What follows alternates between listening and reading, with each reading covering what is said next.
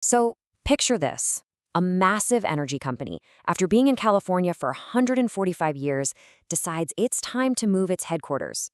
But right before the news goes public, the CEO does something unusual. He doesn't call a press conference. He just sends a text. That's right, a direct message to Governor Gavin Newsom. Just a quick heads up before the big announcement. A professional courtesy after doing business in the state for over a century.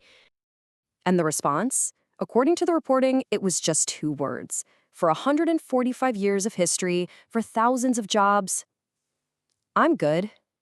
And that right there, that's where our story really begins. Because you have to ask, what is actually going on with fuel in California? Look, when a company like Chevron leaves, it's more than just a business story. It's a signal. And as we're all seeing gas prices climb past 6, even $7 a gallon, we have to look at the cold, hard facts. This is about your daily commute. It's about your family's budget. It's about the real cost of living in a state that just keeps getting more and more expensive. This isn't about politics. It's about reality. We're digging into this because what's happening right now affects every single person who calls this state home. And the story gets so much bigger than just one company packing its bags. It's really about what they're leaving behind, a state that's losing its ability to produce its own fuel.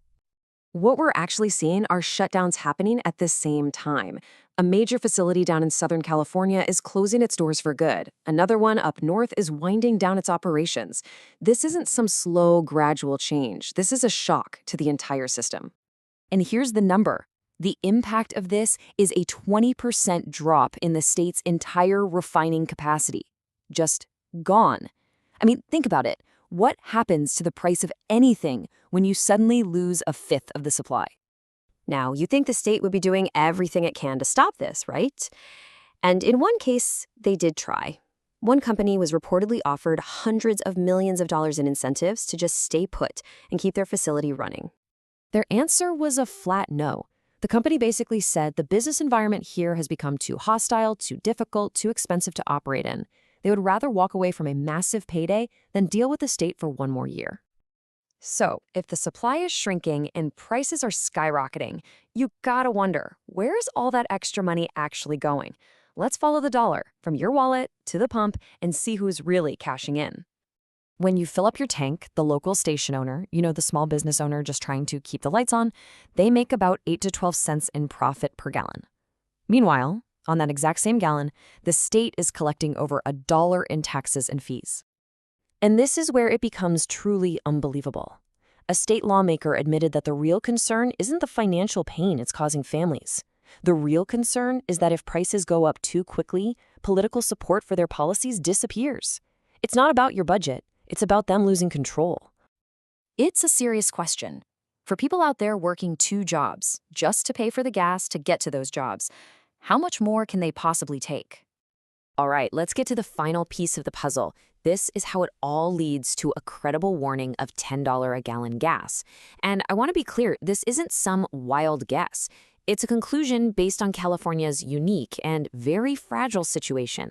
You see, the state requires its own special fuel formula, a special blend that's different from every other state. Now, normally, that's not a huge deal. But when your own refineries are shutting down, you can't just truck in more gas from Arizona or Nevada. They don't make our blend. So what's the solution? We have to import it from overseas. And this creates a supply chain that is incredibly fragile. We're talking vulnerable to shipping delays, to storms, to global conflicts happening thousands of miles away from our shores. Seriously, just think about that for a second. What happens when a single thing goes wrong? One storm, one conflict, one tanker gets delayed. With 20% of our local capacity gone, prices don't just go up, they could explode. A longtime energy researcher at USC analyzed California's own data and came to a pretty stark conclusion. Based on our dwindling supply and our fragile logistics, gas prices could easily climb into the $8, $9, or even $10 range.